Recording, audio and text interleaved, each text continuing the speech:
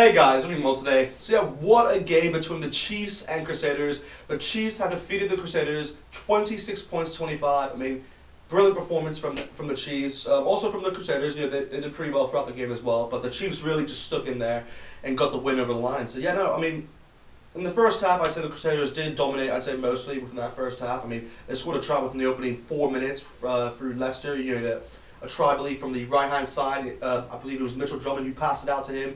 All Leicester had to do was just rotate his body and just place it down the line, so a pretty good try from him.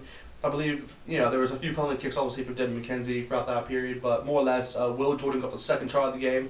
I'll probably say one of the best tries from the game, just because it was a well-worked try. Rich Mullen kind of does a sidestep in a sense, creates a bit of a gap. He offloads it to Scott Bear. Scott Bear just has a clean break and just runs right through. And all he has to do is pretty much pass it to Will Jordan, and Will Jordan just bursts right through and scores a try. So yeah, that's kind of useful from him, really. It's now 18 tries in 25 games. So yeah, pretty good try to game ratio there. And yeah, from there, obviously I believe that was just halftime, more or less. I think the Crusaders were up by 17 to 9 points. So yeah, they were pretty much in control at that point. But yeah, more or less, the Chiefs did come back within the game. This is where their momentum really started to kick in with that Lachlan Boshier try, I believe, in the 46th minute. Well-worked try, I'd say. There's a few phases. Alex Nankivell had a clean break through the Crusaders' defense. Kind of led to a few more phases within their Crusaders 22. And from there, the Chiefs were able to, have an advantage, essentially. And from there, the Boshier was able to put the ball down literally under the post. Yeah, pretty well-worked try, I'd say, from the Chiefs. Probably their best try of the game. But yeah, from there, the Crusaders did respond, I believe, within the 53rd minute.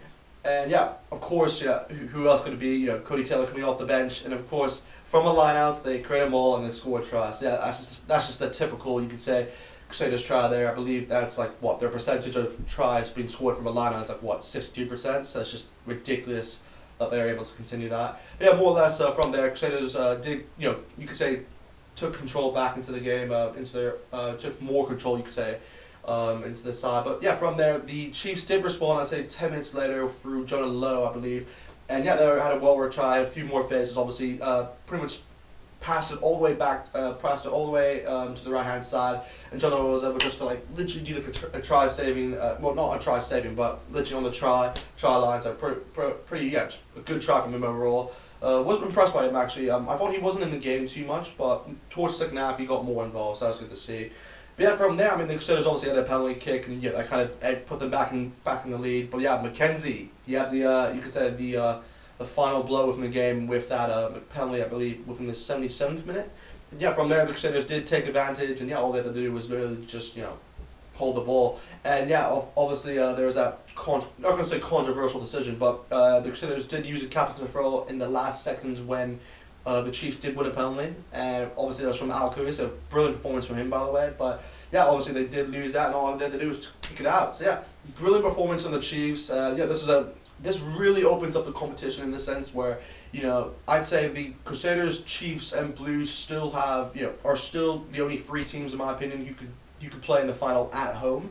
Obviously, the Crusaders are on 23 points now, with the Chiefs on 16 and I believe the Blues on 15. So it's one of those competitions which it's going to be very close. And the only reason why I say that is because if you look at the table, the Chiefs actually have a minus 25, I think, goal difference, while the Blues actually have plus 22, and the Crusaders have 49. So the Blues do have 2 games, so they can, if they win both their games by 4 points and somehow get a good scoreline for both of them, they will be able to play at home. But that's a very slim possibility. The Chiefs can still do it, obviously, by beating the Hurricanes next week, and then obviously beating the Blues afterwards. That would kind of confirm them in the final. The Crusaders do only have one more game to play next week against the Blues, so that will be probably the key battle game within this whole competition to see who actually goes through or not. Because if the Crusaders do win that, obviously they do make the final. If not, then the Blues still have an opportunity to overtake them. So we'll wait and see what happens. But yeah, overall, just a very impressive game to watch. Yeah, comment below what you guys thought about that. But yeah, this opens up the competition, which is what I'm happy about. Anyway, just hope you guys enjoyed the video. Definitely like, comment, subscribe, and I'll see you guys next time.